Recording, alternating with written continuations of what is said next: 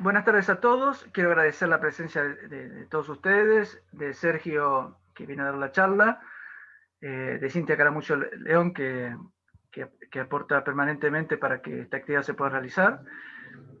Bueno, el tema de hoy tiene que ver fuertemente con lo que es transformación digital. Es un cambio global que se está dando básicamente por dos factores. Uno, la aparición de una pandemia global que ha obligado a los negocios, a las personas a tomar distanciamiento y a virtualizar procesos que, si bien las herramientas estaban desde antes, esta situación hizo que acelerara rápidamente este proceso y virtualicemos muchas relaciones humanas y actividades dentro de las organizaciones sociales de todo tipo.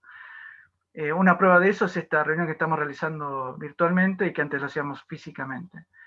Ese es un factor. Y el otro factor importante tiene que ver con la transformación digital dentro de lo que es la economía 4.0 y un montón de herramientas digitales que convergen en la actualidad, que también, si bien no son nuevas, están siendo aceleradas en su aplicación en estos últimos años, y más aún con la aparición de la pandemia. Y esas son tecnologías como la de blockchain, inteligencia artificial, deep learning, la tecnología de conectividad 5G, soluciones en la nube, esa gran disponibilidad de procesamiento de datos y a un muy bajo costo, que hace posible un montón de soluciones en la nube y que dan la posibilidad de negocios que antes eran impensados, y un sinnúmero de soluciones que no viene al caso enumerarlas, pero que todos sabemos que se están dando. Todo eso hace que este gran cambio tecnológico implique un cambio en la visión de nuestras profesiones y en particular de las de ciencias económicas. Este gran cambio está impactando fuertemente en el alcance de nuestra actividad y hace necesario además conocer de qué se tratan estas herramientas. Profesionales de nuestras ramas de conocimiento están avanzando en entender de qué se trata, aplicarlos, enseñarlos y haciendo docencia para que nosotros podamos insertarnos en el futuro en estos nuevos escenarios. Sergio Gebasteiner, que es un graduado de nuestra casa, doctor, docente, graduado en varias carreras y ahora especialista en el tema de ciencia de datos, que nos viene a mostrar cómo convergen dos de estas tecnologías, la de inteligencia artificial con la de blockchain. Y para nosotros estoy seguro que va a ser de suma utilidad. Vamos a dejar ahora que él avance con la presentación y después que finalice vamos a dar paso a nuestras dudas y consultas. Así que, Sergio, te agradezco mucho la presencia tuya acá. Estoy seguro que va a ser muy valiosa para nosotros. Así que adelante con la presentación y después te haremos todas las consultas que nos surgen, si te parece bien. Perfecto. Bueno, muchísimas gracias y gracias a todos por la presencia. Para un tema que para mí es, y espero para ustedes, apasionante, tanto por el punto de vista profesional, pero inclusive por lo que la vida diaria, cómo nos estamos comunicando con un medio, donde hay una plataforma, los medios que utilizamos para entretenernos, qué sé yo, de repente veo una serie de Netflix, también estamos ante estas nuevas plataformas y estas nuevas tecnologías. Y entre las nuevas tecnologías está blockchain, inteligencia artificial y economía, por ese mi título. Y por eso este tema, tanto desde el punto de vista intelectual como su aplicación profesional. Bueno, como acá me presentaron, mi apellido es Sergio Gebach-Schneider, soy doctor en Ciencias Económicas por la Universidad de Buenos Aires, y ahora voy a exponer este tema, que como dijo, espero que le apasione como me apasiona. Primero, los objetivos. Lo presento siempre como si fuera un trabajo de investigación. Mucho de esto está elaborado en función de trabajos de investigación y se me ocurrió y aplicaciones prácticas. Y desde el punto de vista de la didáctica se me ocurrió elaborarlo como si fuera una tesis. Tenemos objetivos: estudiar la convergencia de la tecnología blockchain, la inteligencia artificial y su impacto en los profesionales en ciertas economías. Dentro de la tecnología blockchain, una de sus aplicaciones, la primera, famosa, la de Bitcoin, pero hay muchos más, eso quiero mencionar, son las criptomonedas. el estudio de la tecnología blockchain, voy a aplicar algo de economía, teoría de los juegos, una rama fascinante de las matemáticas aplicada a la economía y también en inteligencia artificial. Voy a mencionar muy brevemente en otra exposición o trabajo más desarrollado. Y sí, siempre tratando de hacer aplicaciones prácticas. ¿Sí? Voy a utilizar el programa, lenguaje Python en el entorno Anaconda. Python, un lenguaje cada vez está de primer nivel, uno muy utilizado en distintas aplicaciones. Y entre ellas el Machine Learning o aprendizaje artificial es una rama de la inteligencia artificial. Mi idea es mostrar una de las formas de convergencia entre blockchain e inteligencia artificial y su aplicación en las profesiones en ciencias económicas. Aplicaciones de la tecnología blockchain, voy a mencionar, estos son algunos, después los voy a desarrollar. Atención médica. Fíjense, por ejemplo, pueden ser lo que se llama de identidad o, por ejemplo, obtener los expedientes médicos en esta tecnología. Se ha aplicado ya que estamos hablando siempre de vacunas, al seguimiento de las vacunas, para que sean control de calidad adecuado. Luego que tenemos también cadenas de suministros, logística, algo de impacto en el sector económico, ¿sí? Fundamental, fíjense en la distribución de alimentos, por ejemplo. Servicios financieros lo voy a aplicar específicamente. Y voy a mencionar algo fascinante, que es la identidad soberana digital. En vez de tener nuestra documentación como tenemos el DNI o nuestros documentos títulos, tenerlos en cadenas de blockchain, con enormes ventajas. Es decir, y fíjense una cosa, ¿por qué la importancia? ¿Cómo nos presentamos nosotros? Bueno, mi título, lo que figuraba ahí, ¿dónde figura? Figura un registro y figura en papel y en los registros correspondientes. Acá figuraría en lo mismo que mi DNI o mi teléfono, acá figuraría todo en una identidad digital. La metodología va a ser cuantitativa y cualitativa. Cualitativa, bueno, la lectura de todos estos temas, y cuantitativo voy a aplicar los modelos correspondientes y Python.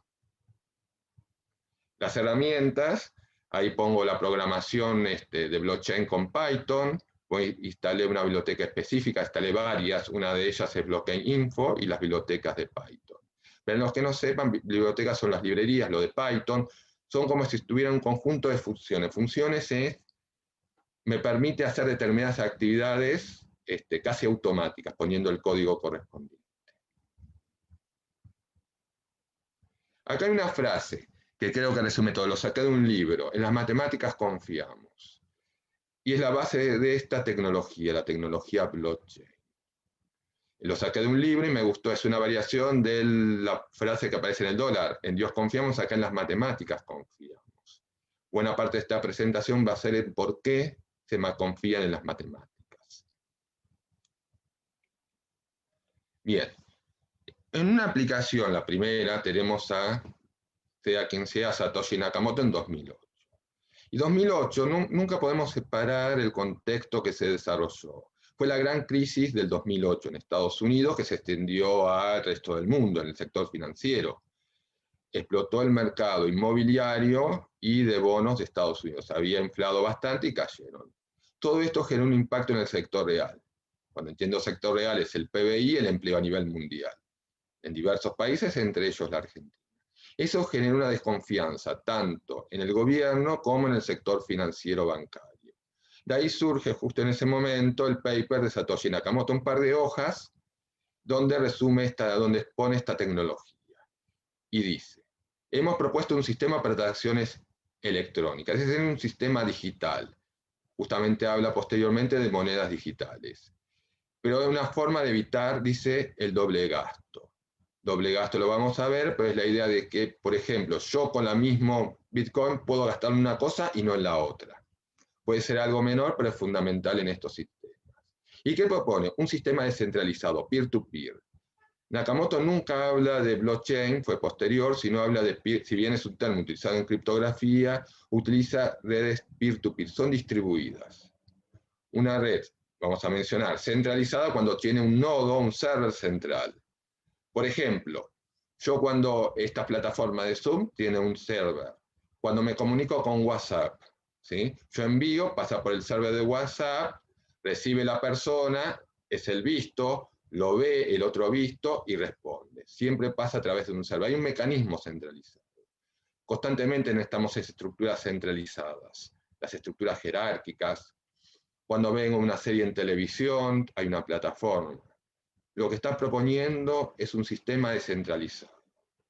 Es decir, no hay, todo nodo es un server y son una combinación. No hay un centro. Cada nodo es un server y cada server es un nodo. Cada uno es como si fuera un centro.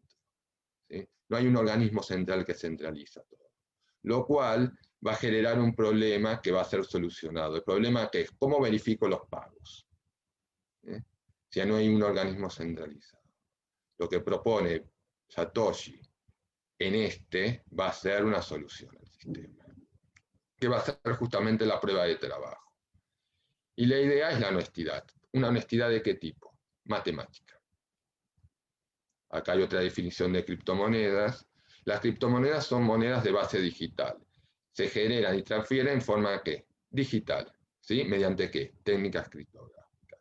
Es decir, resumiendo los puntos, tenemos una tecnología llamada blockchain, una aplicación que es el Bitcoin, y ya tenemos elementos para investigar y de aplicación. Utilizan técnicas criptográficas en un esquema de pago no centralizado. Un texto moderno de Linder y Katz de criptografía moderna introduce estos temas. Acá habla un objetivo principal de la criptografía y algo llamado fundamental en toda esta tecnología es clave pública. Es permitir que dos personas intercambien información que nunca se han conocido. Una cosa, la criptografía es fundamental en el mundo moderno. ¿Sí? Por ejemplo, WhatsApp, ya mencioné, habla de cifrado de extremo a extremo, las comunicaciones por Internet. La criptografía moderna está muy asociada, la criptografía tiene siglos, pero la criptografía moderna, ¿sí?, se ha desarrollado sobre todo a partir de las comunicaciones digitales. ¿Sí? Sobre todo lo que vamos a ver en la década del 70, lo clave pública y privada. La importancia de conocer esto es conocer qué se refiere al Bitcoin, qué se refiere a blockchain y ver sus límites de aplicación. Después, bueno, lo voy a implementar todo usando Python. Una moneda digital. Veamos que tiene que tener autenticidad, ¿sí?, seguridad, no repudio, ser auténtica, ser seguro, no falsificable, no repudio. Yo no puedo repudiar el pago que yo hice. Mejor dicho, yo no puedo repudiar un determinado gasto que yo hice. Anónimo, que nadie conoce. Por ejemplo, las tarjetas de crédito y débito solucionan el problema, es auténtico, es seguro, ¿sí?, verifican el pago, es seguro, tienen no repudio, pero es un sistema centralizado. El Bitcoin es auténtico, seguro, no repudio, y además permite un sistema, vamos a ver, con la prueba de trabajo descentralizado. No es anónimo, es lo que se denomina pseudoanónimo. Se podría rastrear el IP de la persona, por ejemplo, si bien hay formas de evitarlo. Una moneda digital, en términos más precisos, tendría que cumplir esos 4 primeros: autenticidad, seguridad, no repudio y anónimo. Justamente, y la última, descentralizado, que sí cumple el Bitcoin, está en la definición de Satoshi Nakamoto. Para lograr todo esto utiliza estos sistemas criptográficos, simétrico, asimétrico, y voy a explicar brevemente qué significa. La complejidad tiene su complejidad, pero cuando uno la aprende, ve las enormes aplicaciones que tiene para entender estas sistemas. Hagamos algo. Siempre existió la idea de ocultarse, fue asociado a la parte militar y a los espías, por ejemplo. El más antiguo, siempre me gusta mencionarlo, texto militar de la historia, Sun Tzu del arte de la guerra, es el primero que habla del espionaje, de la idea de ocultarse y descubrir los secretos del enemigo. ¿Sí? Posteriormente y todo se desarrollaron las técnicas criptográficas para lograr esto. Ahora bien, siempre tradicionalmente existía la clave, se llama privada. Privada es, yo tengo un texto, por ejemplo, va a atacar a determinada hora, esa clave sirve, se traduce en algo que parece totalmente aleatorio, al azar, y la persona que lo recibe tiene otra clave que lo descifra. ¿Sí? Hay un único problema con esto. Imagínense si alguien interviene y logra descubrir la clave privada. ¿Sí? podría tranquilamente descifrar todos los mensajes. Justamente el trabajo de los especialistas en el tema ha sido descifrar a través de la historia estas claves privadas. En la década del 70, antes, se había planteado un problema, el santo grial, llamemos así. ¿Cómo lograr mensajes, cómo evitar esto? Más con el desarrollo de Internet y los sistemas digitales, donde cualquiera podría intervenirlo. Los primeros se preocupaban del gobierno, podía ser el sector privado. Entonces se desarrolló lo que se llama criptografía asimétrica. Asimétrica porque tenemos dos claves. Una clave pública, que me permite encriptar, y como siempre lo conoce todo el mundo, permite encriptar, y cada una de las partes tiene su clave privada, ¿sí? Que permite desencriptar esa clave pública. La ventaja de esto es que logramos la parte de confidencialidad del mensaje, este santo grial de la criptografía. Y acá los nombres que pongo, Alice, Eva y Bob, están en todos los textos y generalmente se lo ponen para este proceso de encriptación. Es decir, tenemos claves públicas y privadas. Cuando mandamos mensajes por Internet, utilizamos claves públicas y privadas. El WhatsApp utiliza claves públicas y privadas, es lo que se denomina clave asimétrica, porque una sirve para encriptar la pública y la privada. Y sirve para la confidencialidad, algo fundamental, ¿sí? Ahora bien, hay un problema en esta clave pública cuando vemos en las criptomonedas o la tecnología blockchain. A mí me gustaría no solamente la confidencialidad, identificar la persona de alguna forma, ¿sí? Identificarla, que sea auténtica la persona, el que maneja la información o que envía la información, sea auténtica, ¿sí? Fíjense una cosa, en un mecanismo de encriptamiento, esto me permite la confidencialidad, pero si un tercero logra descubrirlo, lograría, ¿sí? Podría un tercero enviar claves pensando que es la persona, por ejemplo, Alice, y no es Alice, es otra persona, Eva.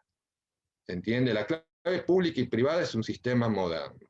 Me permite la confidencialidad, pero no me permite la autenticidad, algo fundamental que vimos antes en lo que tiene que tener la criptomoneda. ¿Sí? Voy a explicar un poco más, pero lo que hace el Bitcoin es darlo vuelta. La clave privada me sirve para encriptar. Al encriptarlo, yo tener esa clave privada me identifica. Y la desencriptación, la validez, lo hace la clave pública.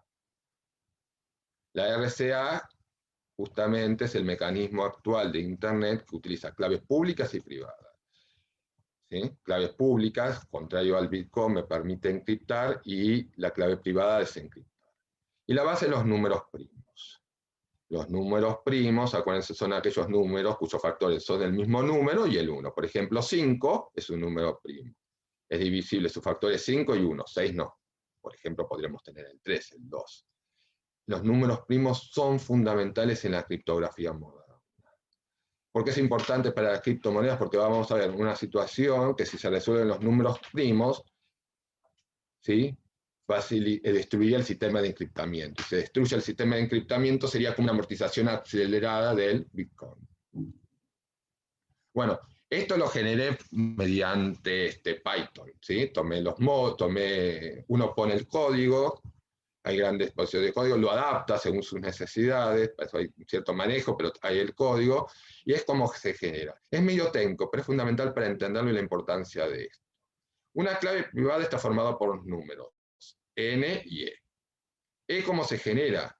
Es la multiplicación en forma aleatoria. Python, por ejemplo, tiene números aleatorios, Excel tiene lo mismo, números aleatorios, se llaman pseudo aleatorios, crean números al azar, es como tirar un dado, ¿sí? Sacar dado. Multiplica esos dos números aleatorios como tirados al azar, ¿sí? Dos números primos, le resta 1 y genera un número llamado, bueno, genera P por Q, aleatoriamente, y genera un número N. Es decir, genera números al azar. Se identifica el sistema aquellos que son primos, es decir, aquellos que son divisibles, por el mismo número y por 1. Los multiplica y toma ese primer número N. Luego a esos dos números primos que son muy grandes le resta 1 cada uno. Obtiene lo que se llama un primo relativo, otro número aleatorio E que es primo a esos dos, ¿sí? Con N y E ya tenemos la clave pública. Y haciendo otra operación con el E, transforma otro número D y tiene la clave privada. Es decir, para rebobinar. Este es el sistema básico del RCA, lo que usamos en Internet. Tenemos dos módulos, al azar generamos números aleatorios, como tirar, como dije, sacar números al azar de una caja, por ejemplo, ¿sí? O un dado. ¿Sí? Vemos que números son primos, lo hace toda la computadora, por supuesto. Los multiplicamos y me da un número n. Todo número, si multiplicamos dos números primos, me da otro número. A cada uno de estos números primos le resto 1. Y obtengo el número, un primo relativo, lo saca la máquina, e. ¿Sí? Y con n y e ya tenemos esta clave pública. Luego al número e aplica una estrategia que se llama modular inverso y obtiene el número d. N y d es la clave privada. ¿Sí? Utiliza algo ahí mencionado que es fundamental en criptografía, que es aritmética modular. Yo siempre insisto para que se vean estos temas, parece difícil, pero no es tan difícil. Aritmética modular, para el que no maneja, es la aritmética del reloj. Por ejemplo, acá empezamos a las 18 horas. En un reloj analógico tiene 12 manecillas. Por lo tanto, en módulo, fíjense una cosa, si yo hago 18 dividido 2, el resto ¿cuánto es? 6. 18 es equivalente a 6. Las 6 de la tarde, ¿sí? Las 6 de la tarde serían las 18 horas, son equivalentes. ¿En qué módulo? En módulo 12. ¿Sí?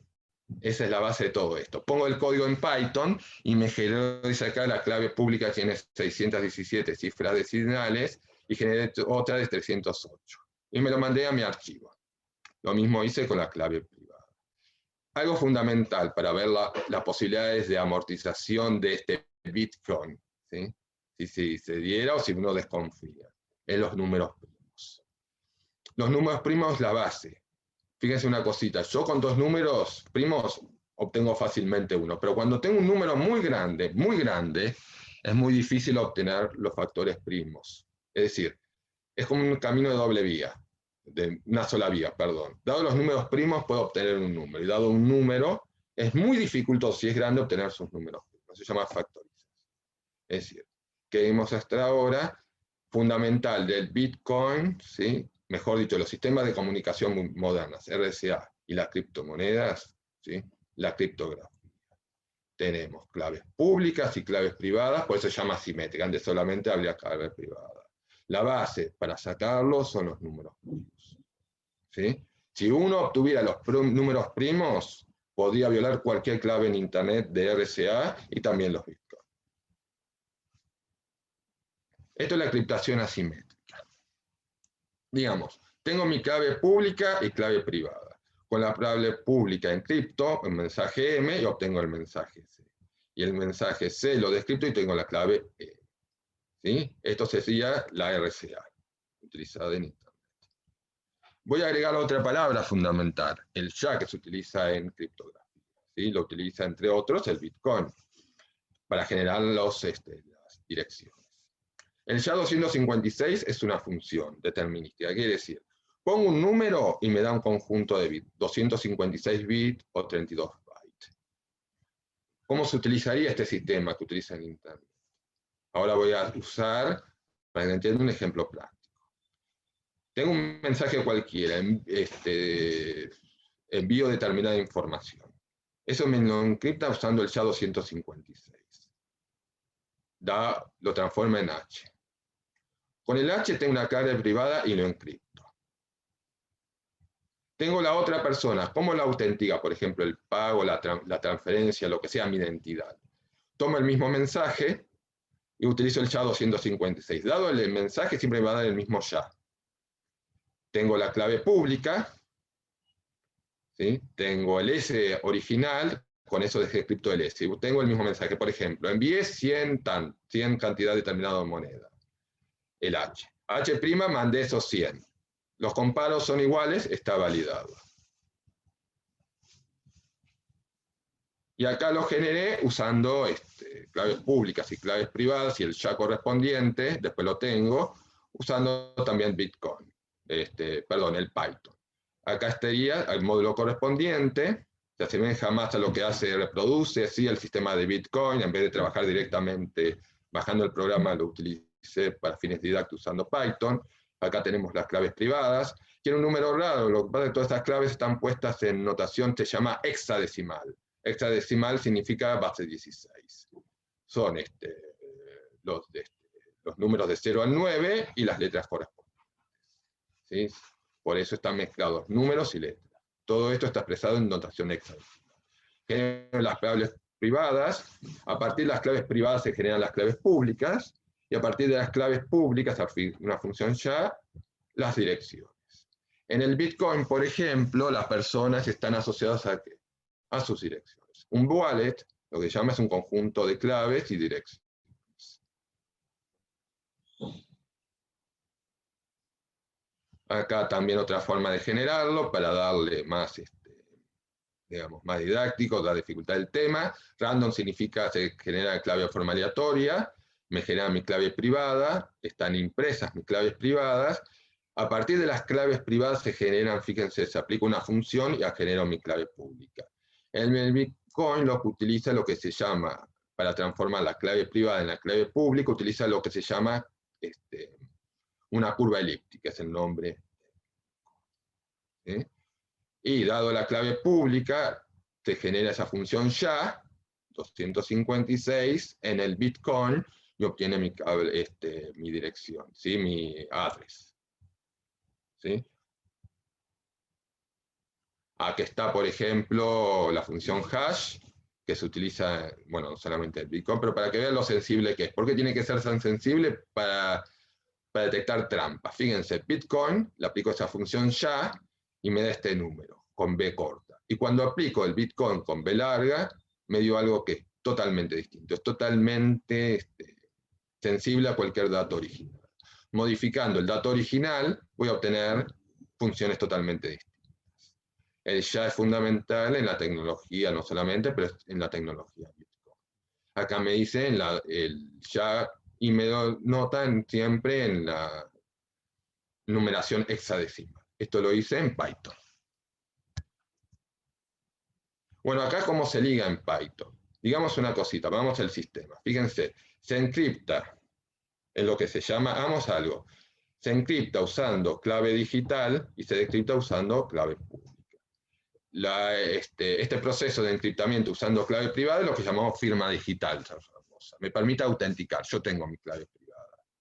Lo que hace es, les explico esto. El sistema es así. Cada vez que se hace una transacción o una transferencia es una transacción. Primero se valida por los usuarios, es distribuido. Se valida, por ejemplo, sintácticamente, si está todo bien.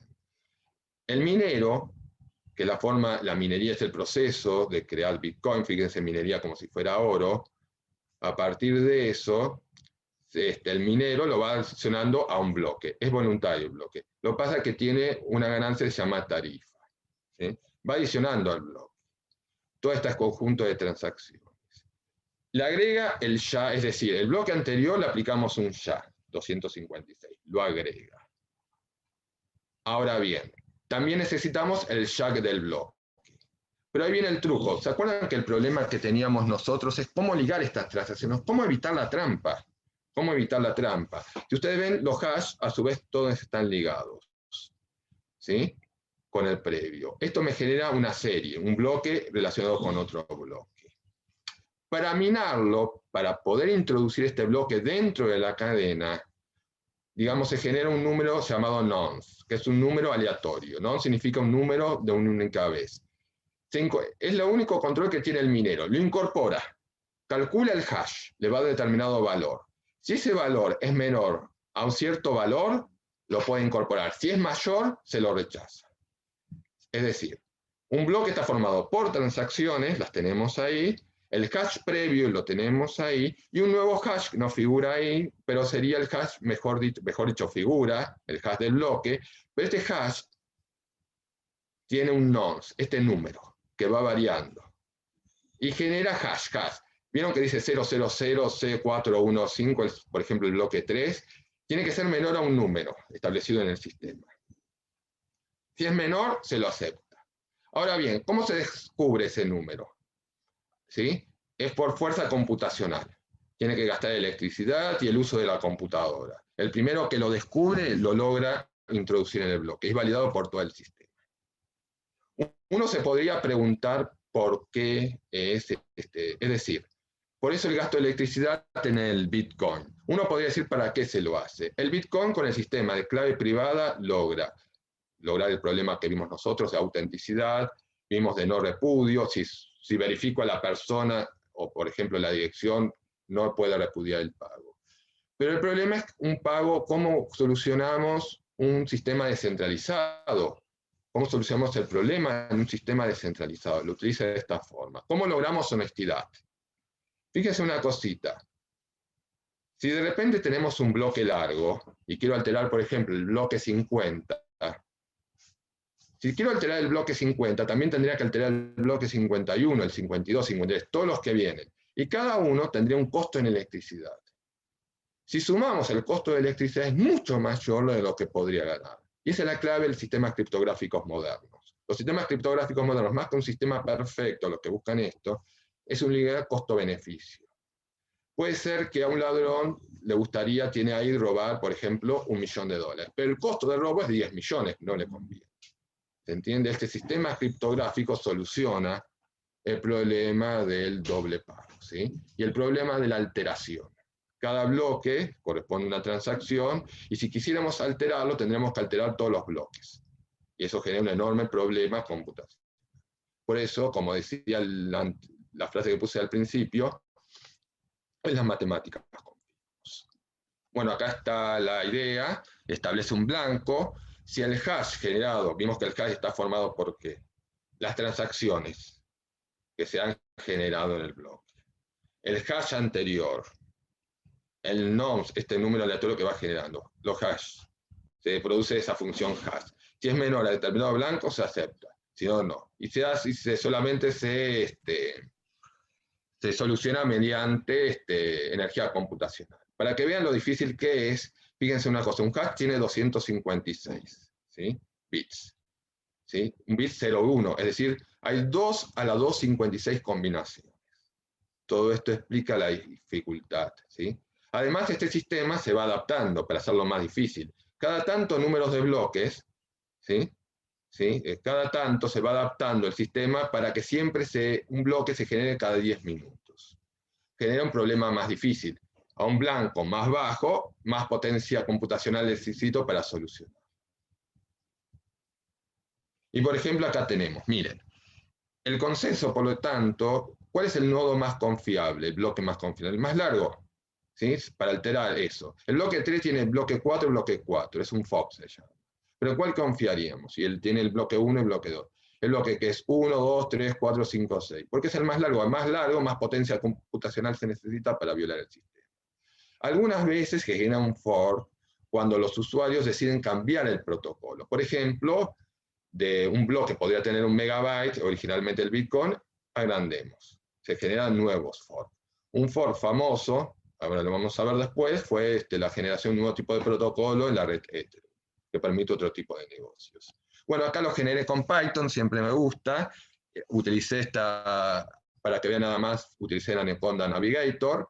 Ahí está el código correspondiente. Incorporo una librería de las funciones, en este caso Block Explorer. Acá sí utilicé un bloque, lo saqué de la página que existe. Imprimí la tarifa, el tamaño del bloque y la transacción. La tarifa pagada por la transacción, el tamaño del bloque, y está el conjunto de transacciones dentro de ese bloque, ¿sí? Como nosotros vimos. Acá es una pantalla, lo saqué así de un libro, no lo generé yo, es una transacción real.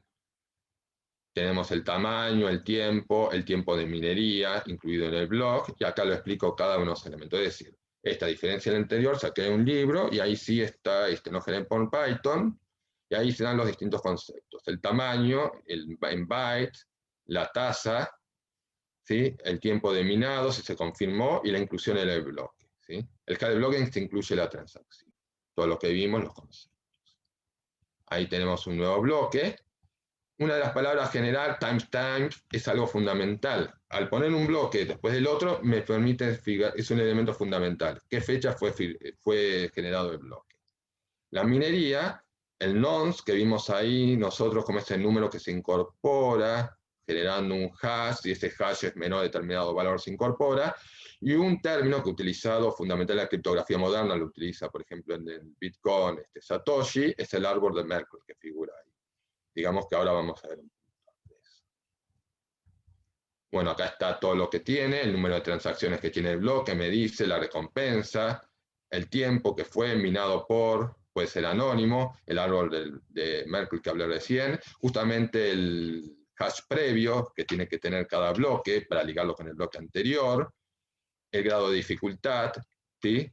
Está establecido en el código original que este valor se ajusta cada 2016 bloques, es decir, cada 10 minutos, para apuntar 10 minutos de tiempo para incorporar un bloque se ajusta cada 10 minutos, ¿sí? Y cada 2017 se ajusta el sistema para que siempre tarde 10 minutos, ¿sí? Y al nodo correspondiente y la versión. Y esto es el árbol de Merkle, que en verdad ahí está distribuido como se distribuyen estos hash. ¿Por qué se hace? Porque si quiero verificar que si una persona realizó, mejor dicho, determinada transacción se verificó, el problema es que si utilizaríamos como vimos un bloque después del otro, tenemos que verificar todos. Acá, con el árbol de Merkle, es una forma de distribuir los datos. Es como los libros en una biblioteca, ¿sí? Como los que tengo acá. Hay determinado orden y no tengo que buscar todos los libros, sino yo sé que en determinado lugar va a estar ese libro. La idea sería así. Tengo un dato en el bloque 1, ¿sí? Lo que hago es esto. Tengo el hash 0 y el hash 1, ¿sí? Con el hash 0 lo concateno los 1 y obtengo el hash 0. Y con el hash 0 voy al top hash. El top hash me lo verifica. Si no estuviera ordenado así, tendría que verificar todos los datos, todos los bloques. Como si tuviera que buscar un libro en todos, ¿qué? Mi librería. Bueno, acá generé, usando Python, mi propio bloque, ¿sí? Acá bloque, nueva transacción, puse 2 personas, Satoshi y me puse Sergio. Bloque, nueva transacción, puse a Beatriz, otra persona es Satoshi. Acá Satoshi me dio 5 Bitcoin, ¿sí? Por ejemplo, ¿sí? Y en los otros seguí, ¿sí? Sergio, Alice, Bob, los famosos, Alice, Bob, por ejemplo, le transfirió 0,5 a Bob de Bitcoin, ¿sí? El Genesis Block, acá cómo se generó, me dice quién fue el emisor, la cantidad, por ejemplo. Si vemos el de Satoshi Sergio está al principio, ahí dice los 5 Bitcoin. Y ya que estamos, la primera vez que se minó, si no me equivoco, fue 7.235.000. Satoshi generosamente, ojalá me hubiese transferido esa suma.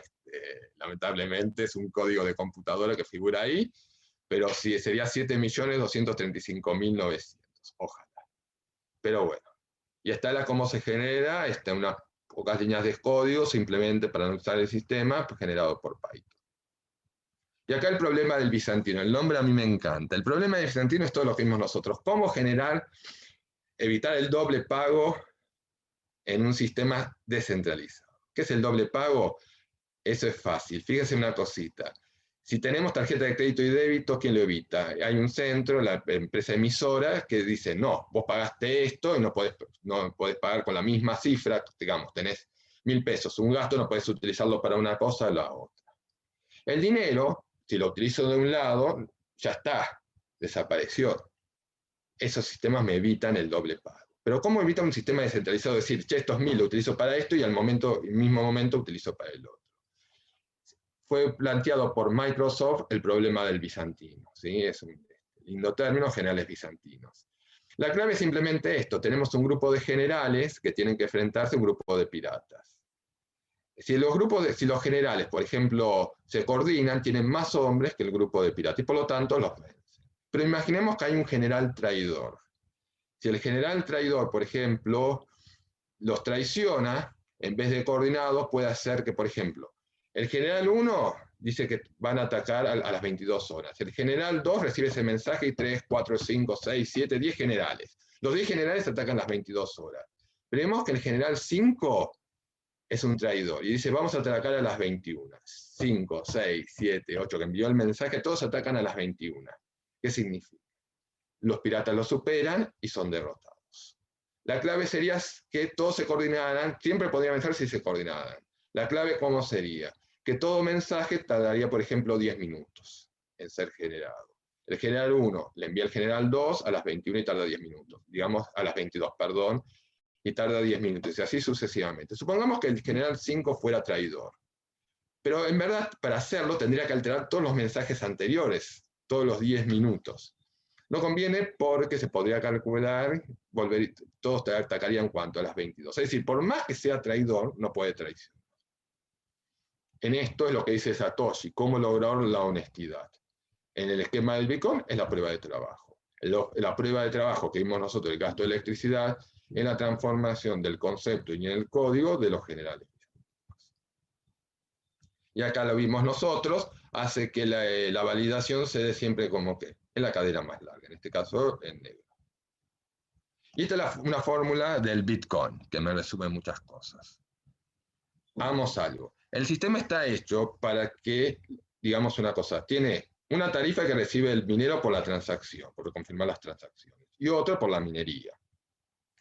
El original era 50 Bitcoin, y cada 4 años se reduce a la mitad. ¿Sí?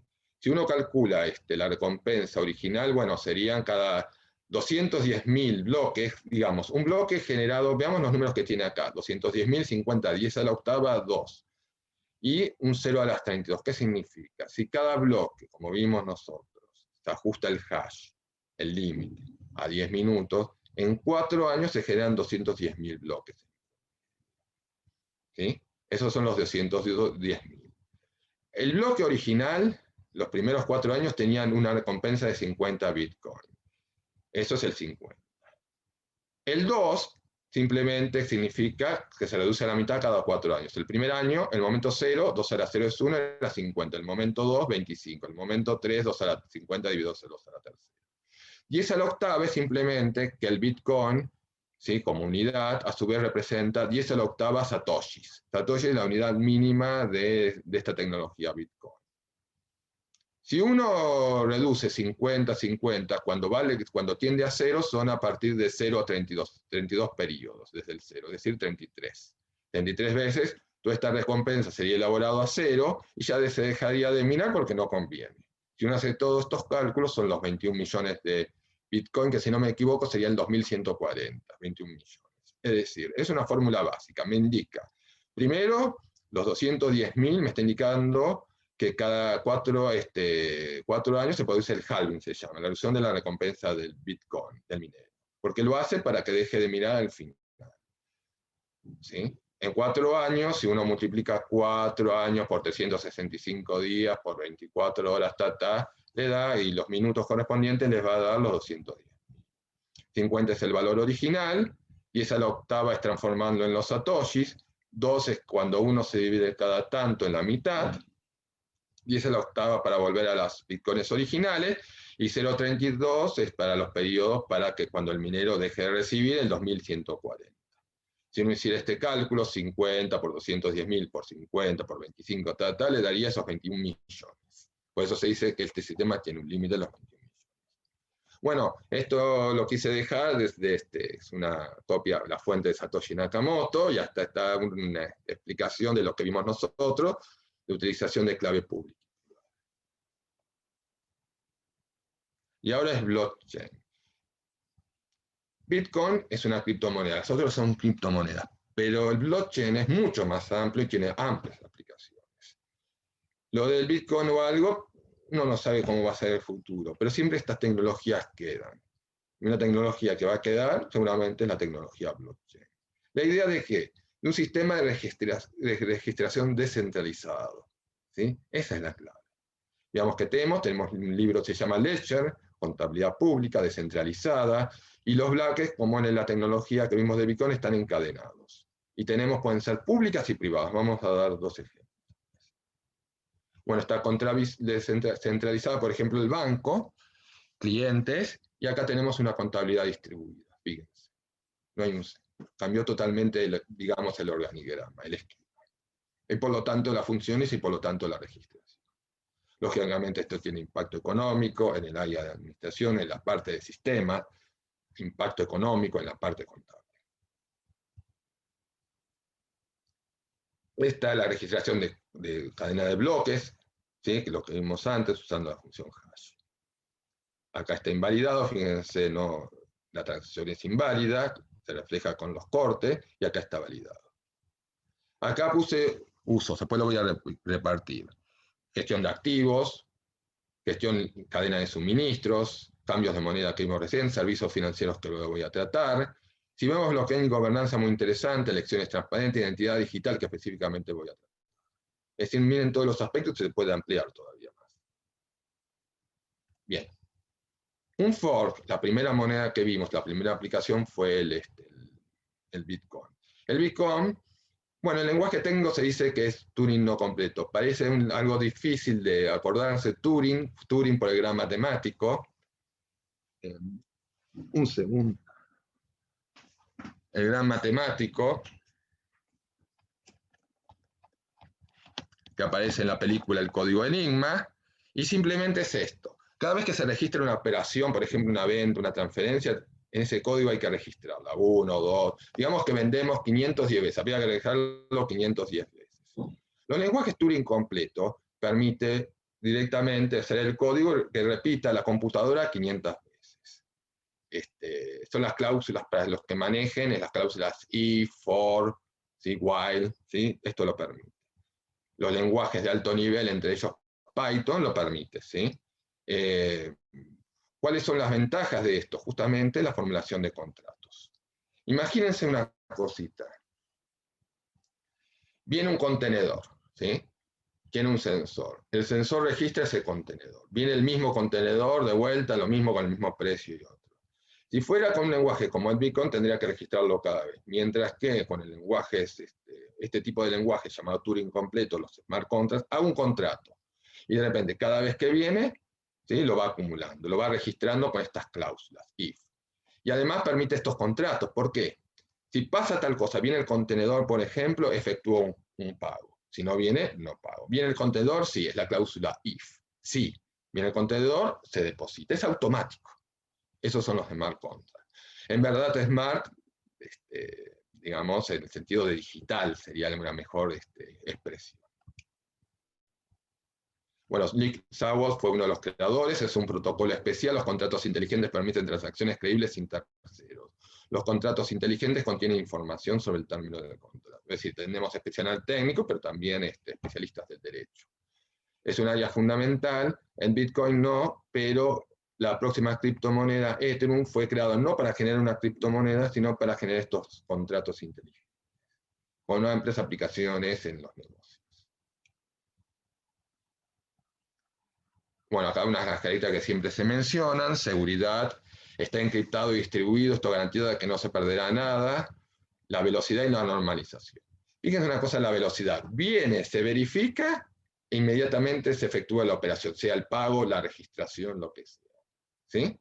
Sin necesidad de un tercero, y en el sentido de que esté todo detrás dentro del bloque. Todos los miembros podrían tener la información, que participan toda la información, tienen toda la información, se registra en tiempo real y se ve en tiempo real. Y además no sujeto a alteración. Bueno, acá lo que expliqué, acuérdense las palabras: Turing completo sería el Bitcoin, Turing completo es lo que provienen los smart contracts, estas cláusulas if, while, por ejemplo Python, los lenguajes C, después específicamente el Ethereum aplica un lenguaje llamado Solidity, específico de esto. Hay plataformas cerradas que después vamos a ver, como la Hyperledger, que utiliza Golang, pero la idea es que estas claves. Y en sentido para las transacciones repetitivas, me permite estas cifras: si hago una cosa, tal otra. Se repite mientras se haga determinada cosa. Son operaciones repetitivas comerciales. El objetivo, por lo tanto, no es tanto la criptomoneda, se extendió, sino estos contratos.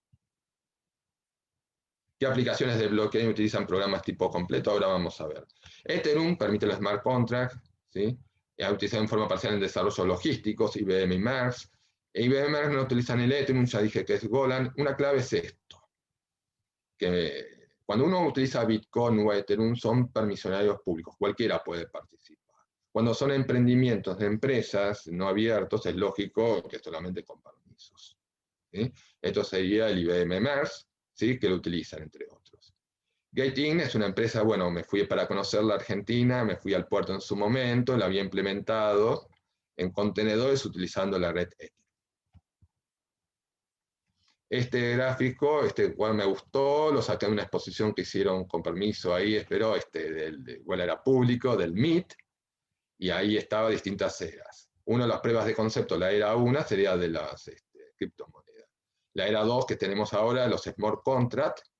La 3, la aplicación de Machine Learning que vamos a aplicar ahora. Y la 4, directamente la utilización de agentes de inteligencia artificial.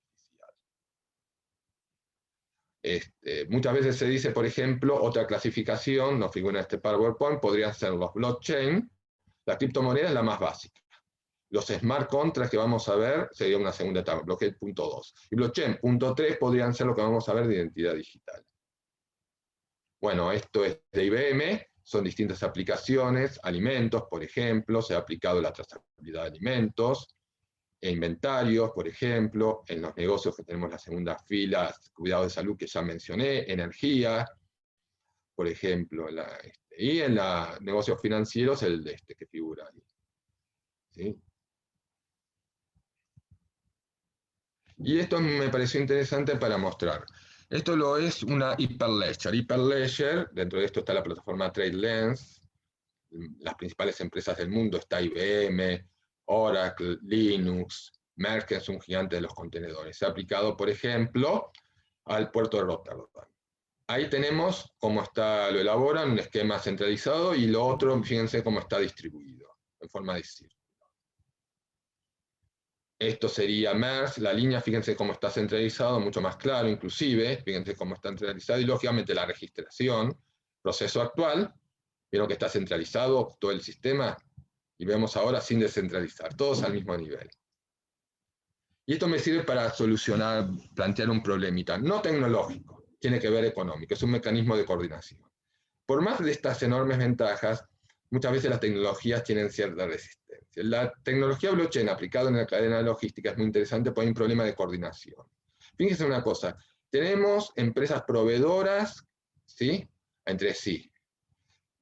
A todos les convendría compartir esa información y establecer esta cadena. Todos tendrían acceso a la información, no se podría alterar, no se generan esos nichos que generan las empresas. El problema es que nadie quiere ser el primero que muchas veces brinde esa información. En economía es lo que llamamos problemas justamente de coordinación, ¿sí?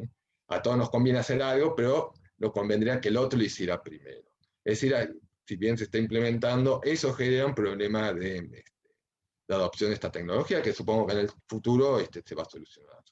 Pero se está implementando. Pero vean inclusive cómo cambió todo el sistema y cada uno de estos bloques. Acá hay un aspecto fascinante del blockchain. Fíjense una cosita. Acá me presenté con determinado título, como ya dije, mi nombre está en el DNI, tengo un teléfono, tengo registración. Pero todos son mecanismos centralizados. Fíjense de repente un hacker, o más grave todavía, fíjense en situaciones de grandes conflictos sociales donde se pierde la identidad de la persona o algo. Una alternativa que está elaborando desde la ONU, desde empresas privadas, públicas, la ONU, es la parte de migraciones y todo, es la identidad digital. En vez de estar disperso, tener una identidad digital. Si ustedes se fijan en el primero, está centralizado, y menciona YouTube, Facebook, Netflix, por ejemplo, podría figurar ahí. ¿Por qué?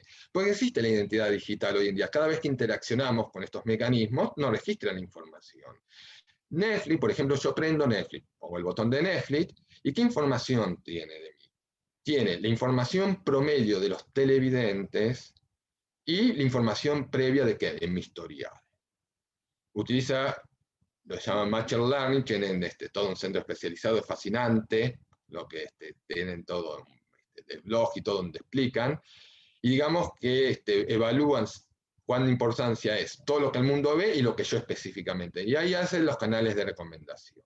Establecen una identidad, se ha llamado identidad digital, gobernanza algorítmica, en los textos más de cultura aplicados a estas áreas, y utilizan para predicción.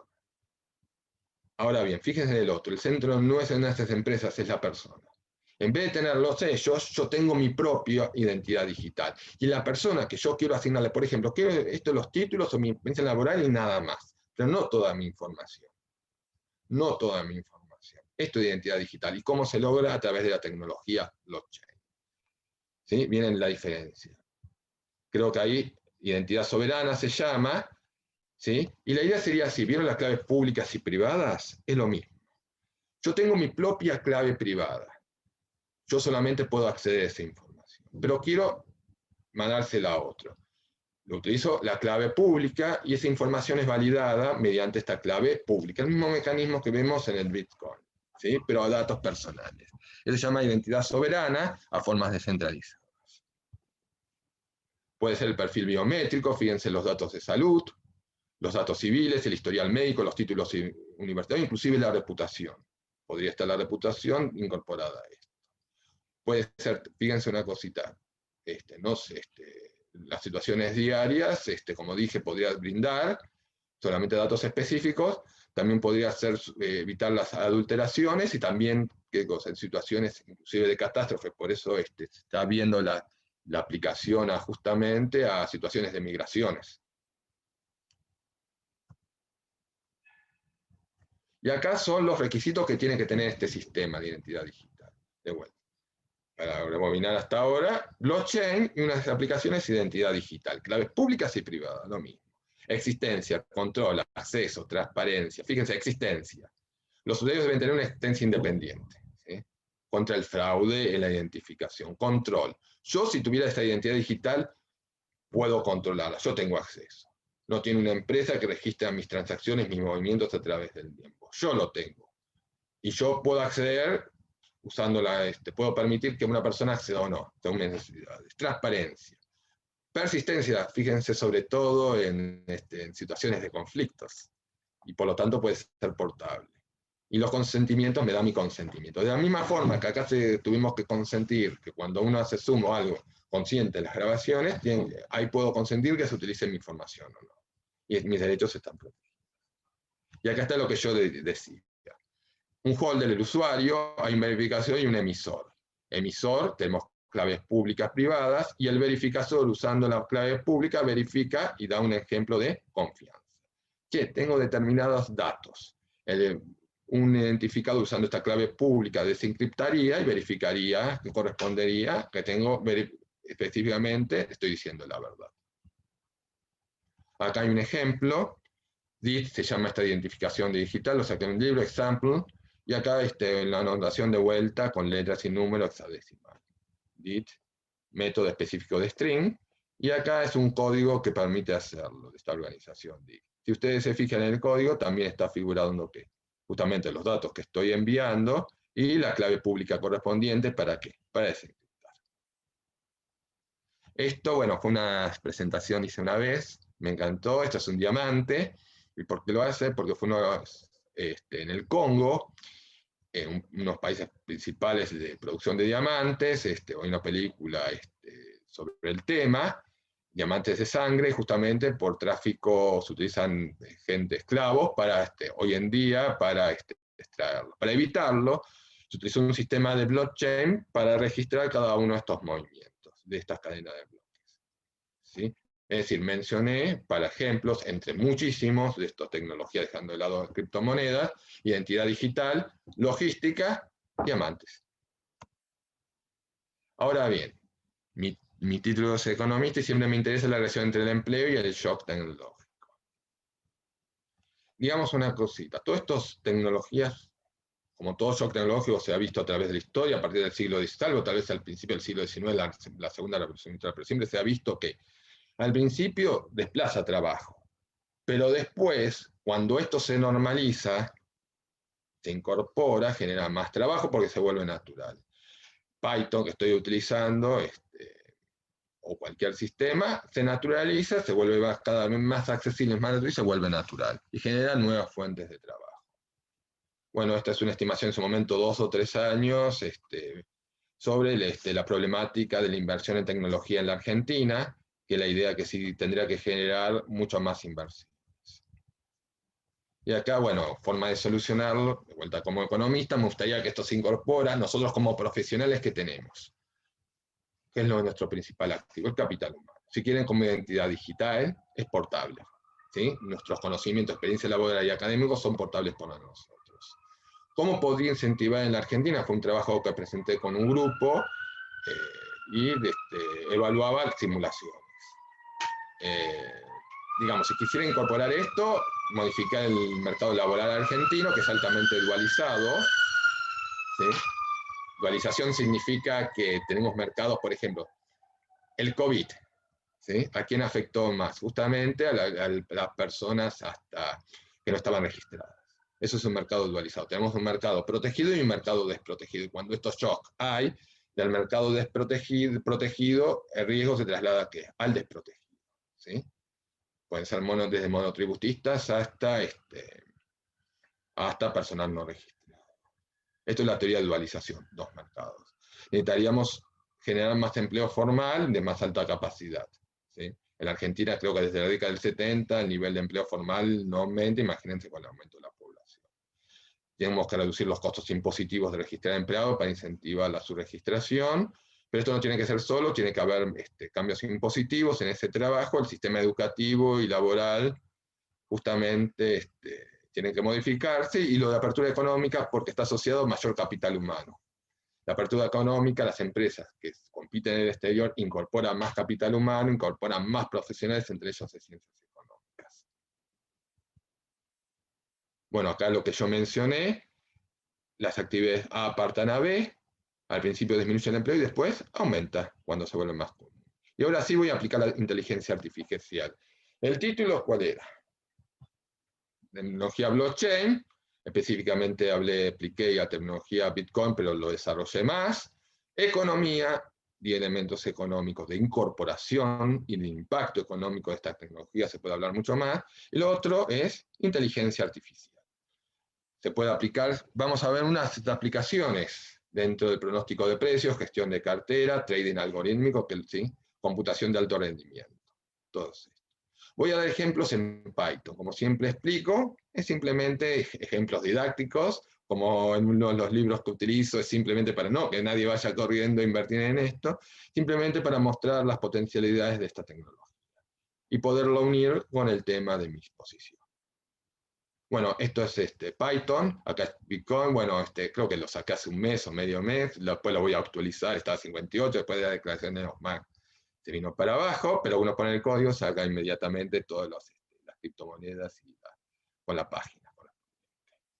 Acá puse el código correspondiente, en euros, en su momento valía tanto, puse también, fíjense, en euros 0,02 y en euros en Bitcoin, el Bitcoin en comercio en su momento en 9.184 y el precio en mercado 58 en el momento correspondiente. Acá utilicé la librería Pandas, utilizada en Python, me da el valor más alto del momento, el valor más bajo, el valor de apertura, el cierre, el volumen y los datos ajustados.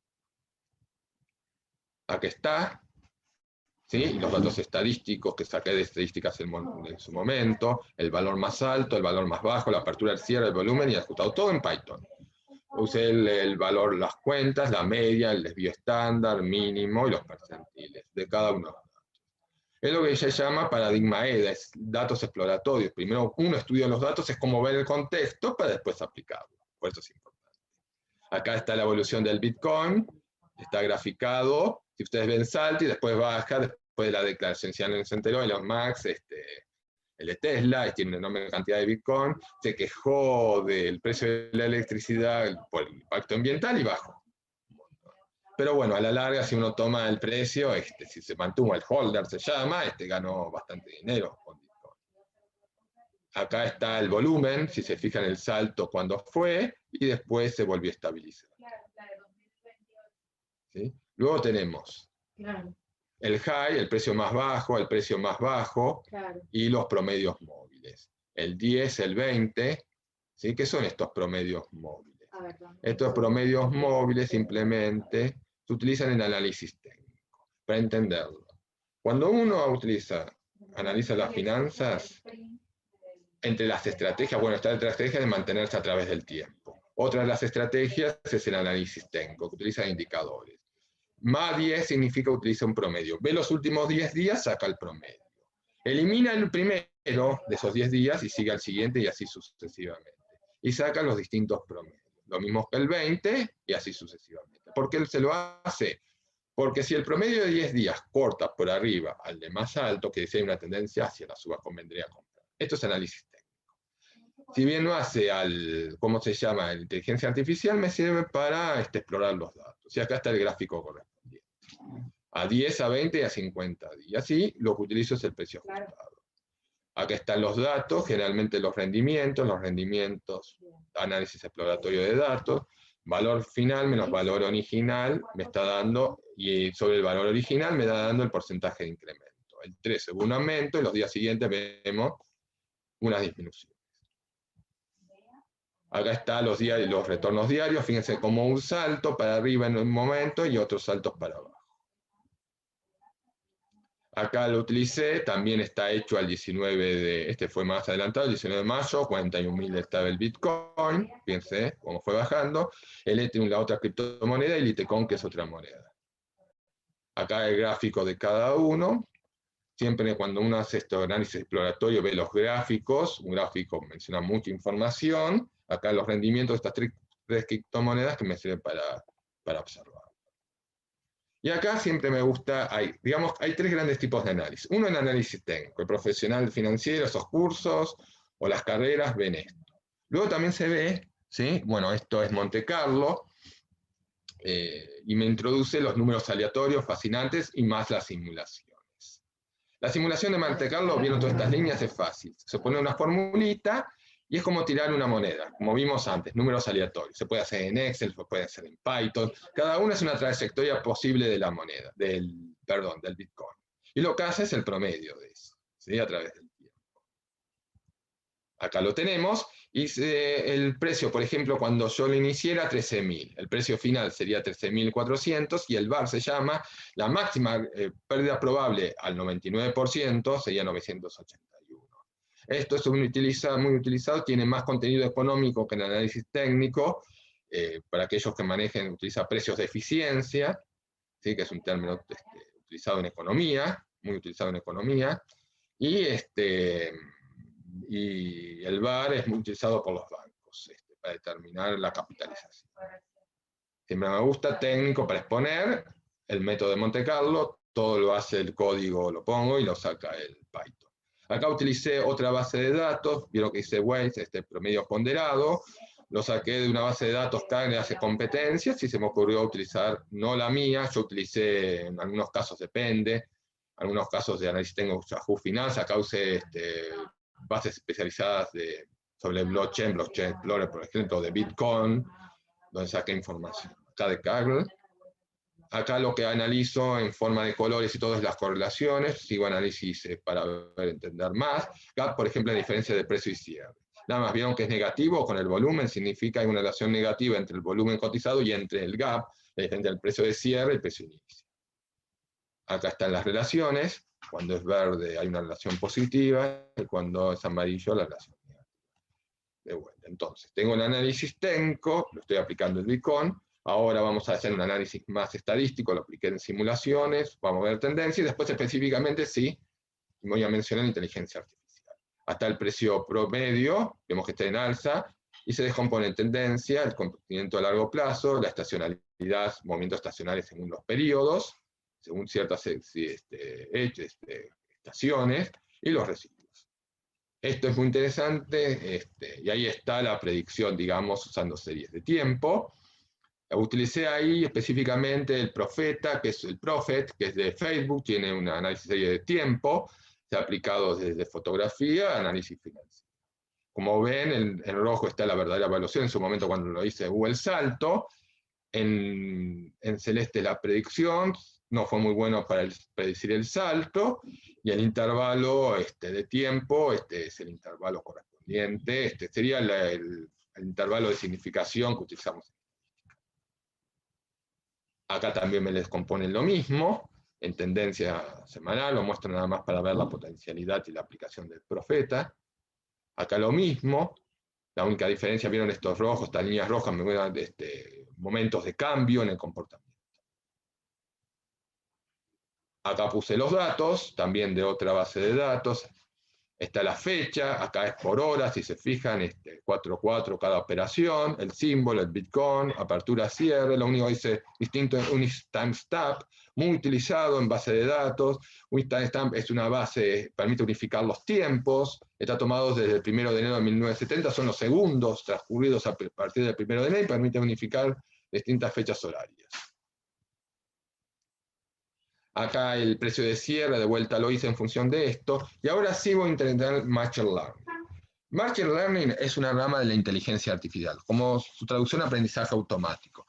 En vez de que uno, es como una persona aprende, son metodologías, llamémoslas así, para el propio código aprenda de sí mismo, ¿sí? Y brinde soluciones. ¿Sí? Lo que voy a aplicar al Bitcoin es la fórmula Lazo. ¿Qué es la fórmula Lazo? Veamos la fórmula. ¿Sí? RSS son los mínimos cuadrados que se aplican en análisis de regresión.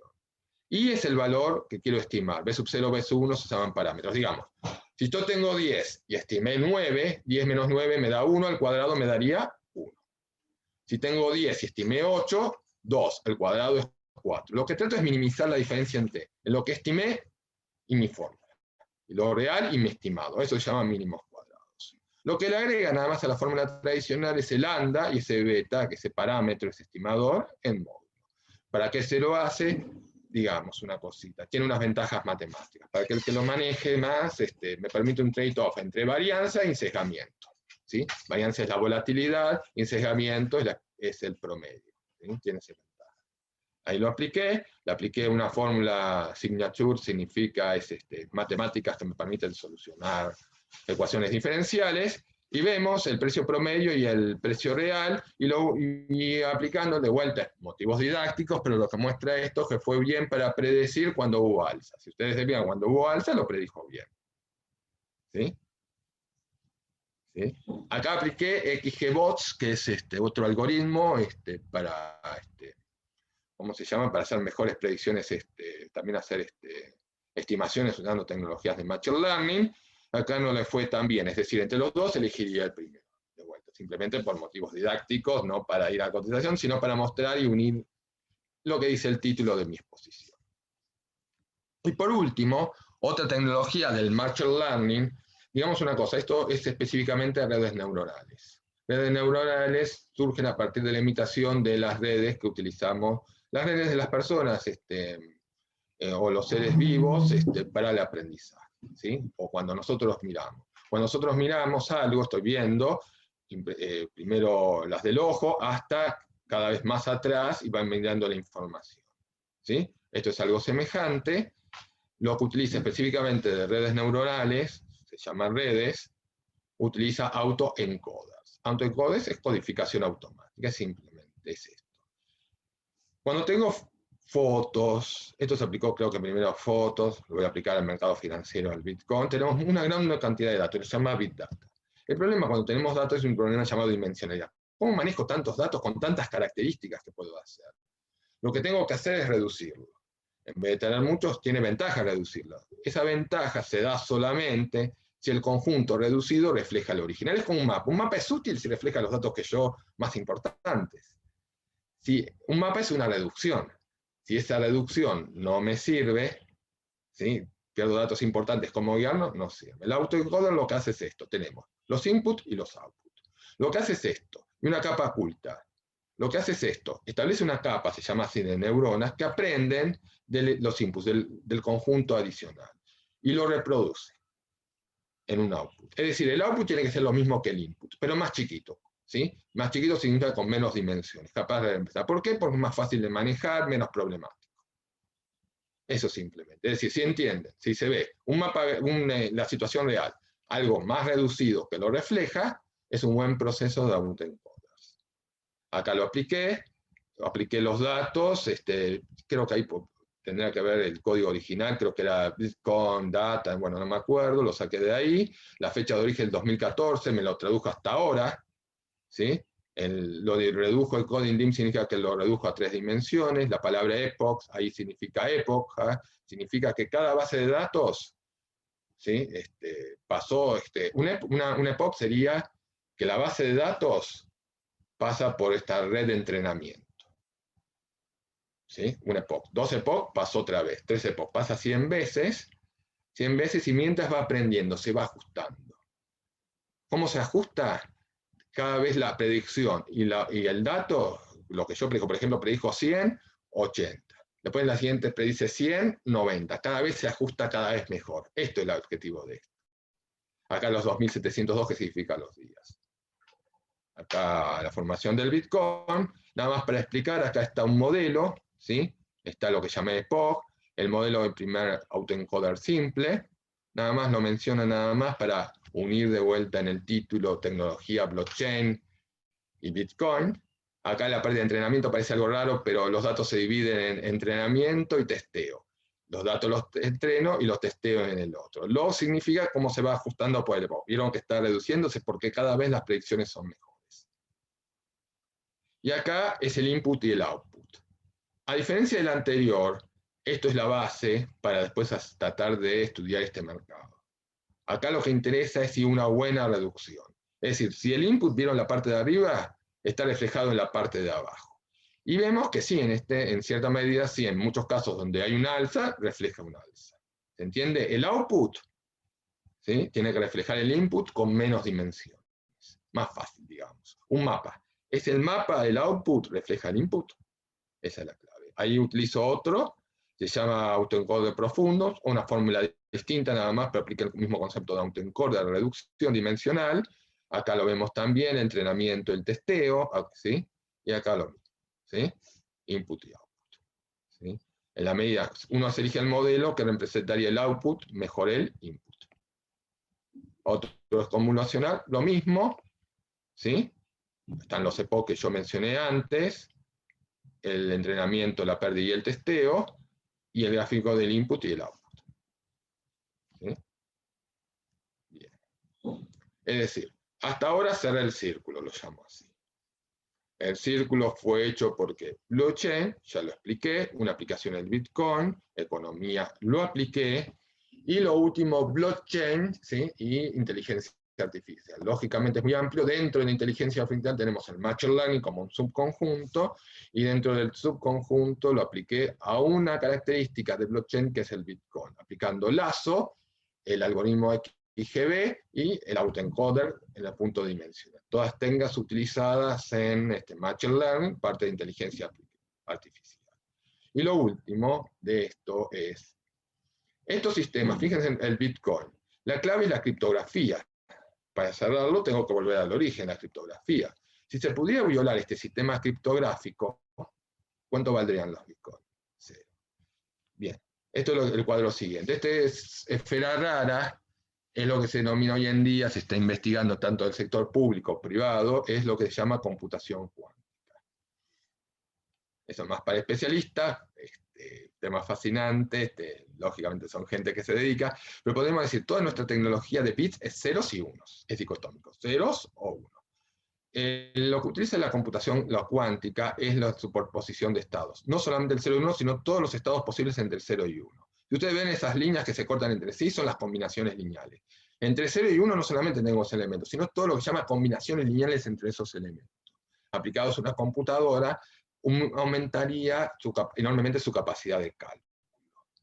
Un físico, matemático, Shor, demostró que si la computación cuántica se podría resolver en un algoritmo de Shor, ¿qué pasaría? Podría factorizar fácilmente cualquier número primo, cualquier número. ¿Se acuerdan? La clave de la criptografía pública y por lo tanto del Bitcoin eran los números primos, lo que vimos en la primera filmina, P y Q. P y Q. Dado P y Q, son números primos, obtengo el número n. Pero dado el número n, es computacionalmente imposible obtener sus números, si son muy grandes, factorizar en sus números P y Q. Esa es la clave, es la dificultad. No es imposible, pero es la enorme dificultad. Digamos, las computadoras actuales no, pero una computadora cuántica podía resolverlo. ¿Qué significaría? Nosotros vimos que el de la clave pública, ¿sí? No podría, tenemos clave privada y clave pública. Clave privada traen los números primos. Pero yo de la clave pública no podría derivar la clave privada. Si lo derivara en el Bitcoin, podría acceder a cualquier billetera. ¿Sí? El algoritmo de Shor lo permite. Por lo tanto, vulnera todas las claves que tenemos en Internet y no solamente eso, también vulneraría el Bitcoin. Con esta salvedad. Al origen el Bitcoin, digamos, era clave pública y privada y nada más. Después, para generar la dirección, ahí se creó, no está en el texto original de Satoshi, se aplicó una función SHA-256, la famosa función. ¿Qué significa? Digamos una cosita. Ahora es más difícil. ¿Por qué? Primero tendría que resolver esa función SHA. Segundo, la clave pública en el Bitcoin solamente la brindo cuando brindo la transacción. ¿Qué quiere decir? Uno se podría plantear que si uno utilizaría una billetera distinta cada vez que hace una transacción, estaría solucionado este problema. ¿Se entiende? Porque si utilizara la misma billetera cada vez mostraría mi clave pública. Un sistema común no lo descifraría, la computación cuántica lo descifraría. A partir de mi clave pública obtendría mi clave privada. Sería como obtener la clave. La clave pública es la clave, el CBU de los bancos. Mi clave privada es mi clave particular. Obtendría mi clave particular. Es decir, si utilizara siempre la misma clave pública, la detectaría. La clave sería cambiar la dirección cada vez. Por eso la importancia del SHA-256. ¿Había un problema? Sí. Si de repente, por ejemplo, vimos que la cadena de bloques se adiciona, se genera un bloque cada 10 minutos. Si la computación cuántica fuera tan rápida, lo solucionara antes de 10 minutos, ahí sí se podría también violar el sistema. Pero bueno, depende de la computación cuántica y sus posibilidades. Creo que un informe de una gran consultora decía que si uno piensa que los sistemas de computación cuántica son mucho más avanzados de lo que en verdad se promociona, habría que tener cuidado con los Bitcoin. Pero bueno, vimos que hay formas de solucionar. Y eso me gustaría plantearlo en términos contables, sería como una especie de amortización acelerada del activo. Bueno, ahí terminaría mi exposición de blockchain, lo apliqué, economía e inteligencia artificial. Como siempre, muchas gracias a todos. Perfecto. La verdad, muy interesante. Bueno, ahora vamos a pasar a las preguntas. Quiero agradecer a la facultad, a la Secretaría de Graduados y a Rubén Arena que hace posible este espacio de intercambio profesional. Aparecen seguramente muchas consultas para hacerte, pero ahora vamos a interrumpir la grabación para luego pasar a esas consultas que te vamos a hacer. Así que muchas gracias por estar presente, por compartir y vamos a interrumpir entonces.